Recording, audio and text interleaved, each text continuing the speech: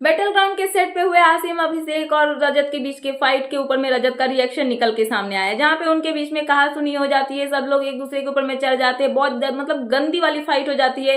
और इन सबको लेके कहीं ना कहीं जो पब्लिक है या फिर कुछ लोग है वो उनको ट्रोल करने लगते हैं, बोलते कि ये स्क्रिप्टेड है, कहीं ना कहीं उनको स्क्रिप्ट नहीं मिली है, उसके हिसाब से ये फाइट कर रहे, जैसा इनके बीच में फाइट कभी हो नहीं सकता, फिर भी वो वैसा दिखाने की कोशिश कर रहे। तो यहाँ पे रजत दलाल से जब इन सब के बारे में पूछा जाता है कि आप सब आपका इस पे क्या कहना है, आप क्या कहना चाहते हो कि आपके बीच में जो भी फाइट हुई थी वहां पे सेट पे जो भी था वो स्क्रिप्टेड था, क्या आपको एक स्क्रिप्ट दी गई थी उन सबको परफॉर्म करने के लिए, या फिर वो हिट ऑफ द मोमेंट निकला वो रियल था।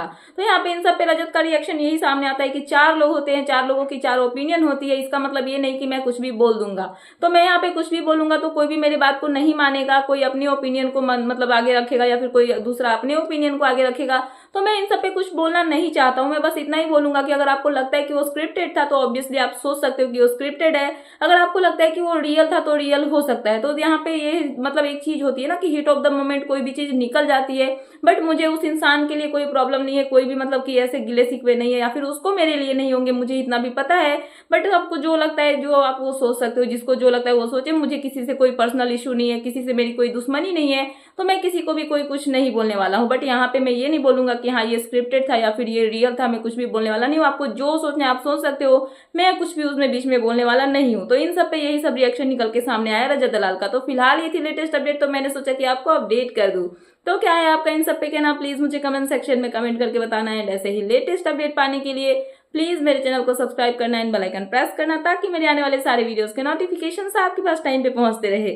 सो मिलता है नेक्स्ट वीडियो में। So thanks for watching and bye bye. Battle ground के सेट पे हुए आसिम अभिषेक और रजत के बीच के फाइट के ऊपर में रजत का रिएक्शन निकल के सामने आया, जहां पे उनके बीच में कहा सुनी हो जाती है, सब लोग एक दूसरे के ऊपर में चढ़ जाते हैं, बहुत मतलब गंदी वाली फाइट हो जाती है।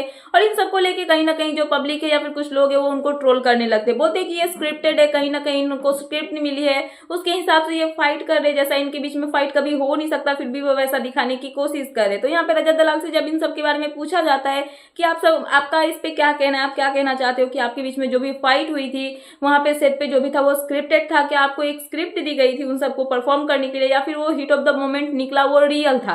तो यहाँ पे इन सब पे रजत का रिएक्शन यही सामने आता है कि चार लोग होते हैं, चार लोगों की चार ओपिनियन होती है, इसका मतलब ये नहीं कि मैं कुछ भी बोल दूंगा।